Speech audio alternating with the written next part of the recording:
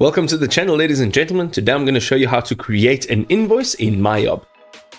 Okay, so creating an invoice in MYOB is actually very quick and easy, so let's dive into it. First, you need to navigate to the Create menu and select Invoice, or you can use the Sales Invoice page and then click on Create Invoice.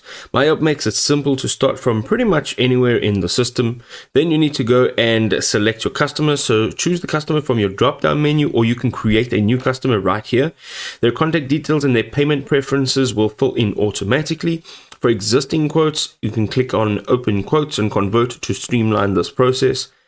You then need to enter the products or services in the invoice lines, including a customer PO number if this is required.